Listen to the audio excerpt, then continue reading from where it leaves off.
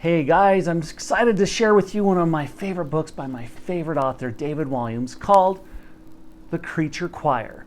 Now, I want you to pay attention during the story because there's going to be things that we're going to be doing after we listen to the story. Let's get started. The Creature Choir by David Walliams. Illustrated by the artistic genius Tony Ross. Warble was a walrus who loved to warble. She warbled on the ice, bom, bom, bom. She warbled underwater, blob, blob, blob. She warbled all day and all night. Warble's dream was to warble all over the world and maybe one day even take part in the Great Big Animal Talent Show. There was just one teeny-weeny problem. The sound she made was absolutely shocking. Whenever Warble warbled, seals scampered. Blop, bears bolted, dash, and puffins pegged it, flutter. Warble warbled so loudly that the ice sheet would shatter, crack, splosh, plunging her huddle of walruses into the freezing cold sea. Icebergs would explode. Bang!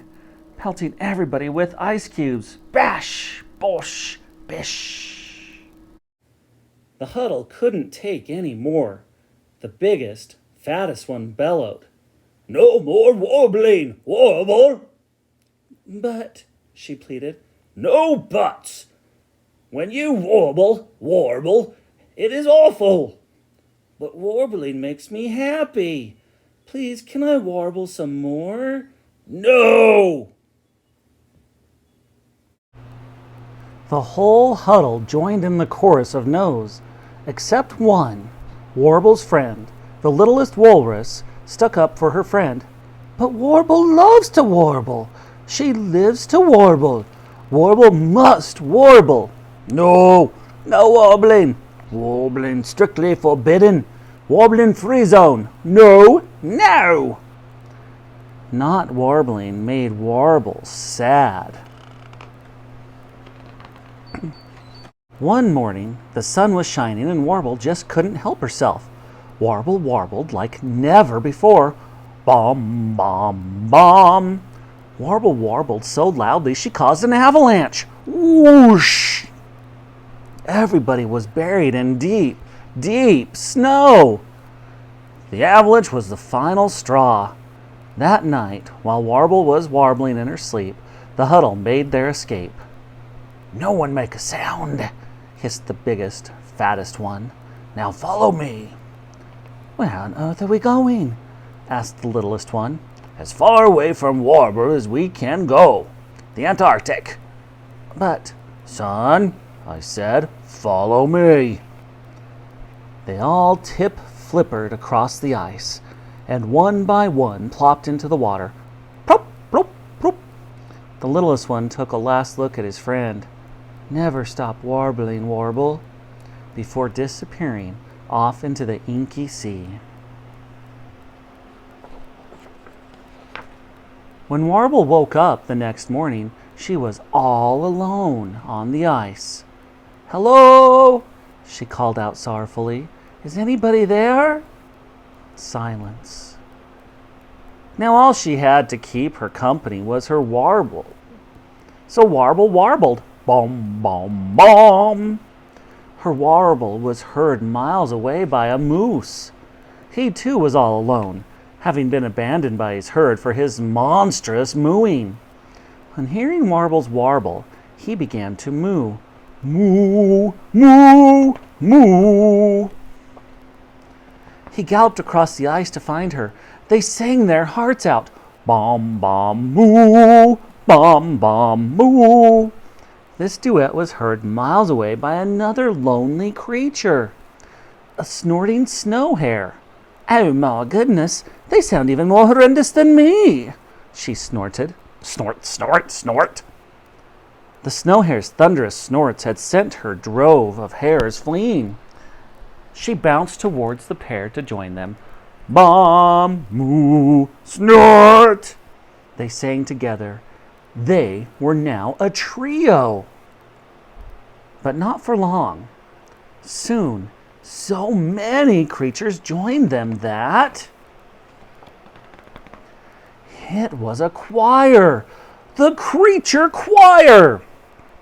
Bark, ooh, snort, bomb. All the animals were welcome. Warble never, ever said no to anybody. The sound the creature choir made was nothing short of atrocious.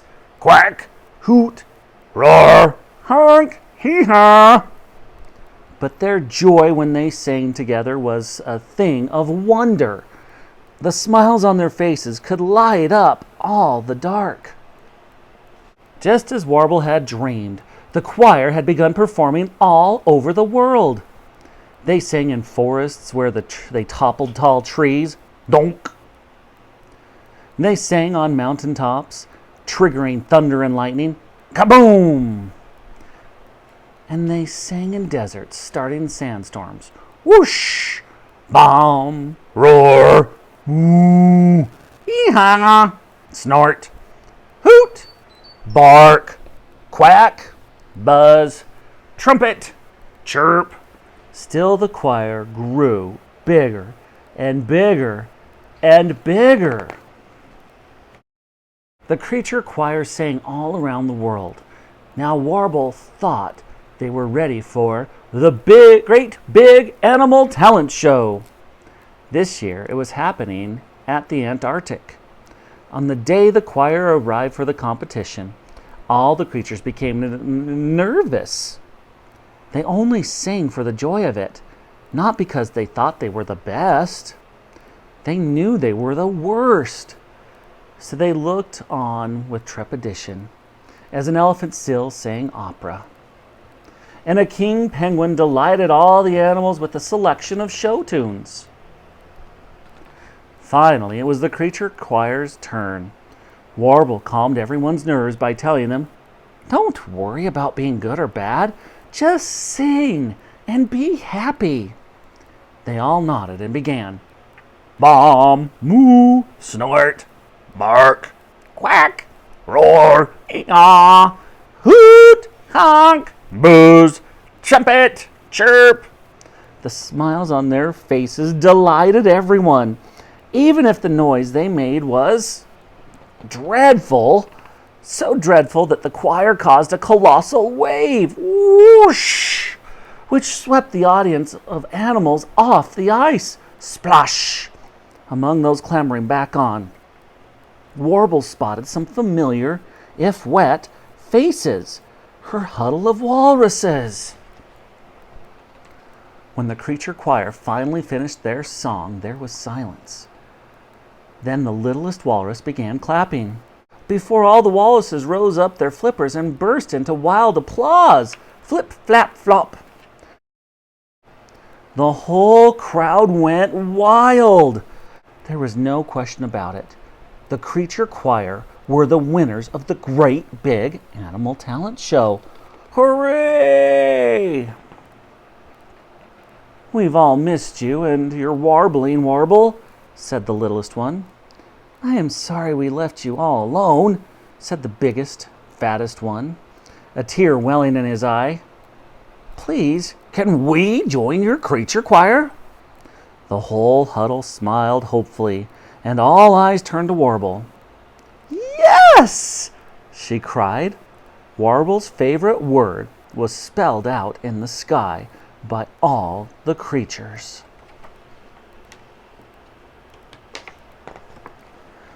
All the other walruses warbled worse than Warble. No matter. Bomb, bomb, bomb, bomb, bomb, bomb, bomb, bomb, bomb, bomb, bomb, bomb, bomb. All that did matter was that they were happy. The end.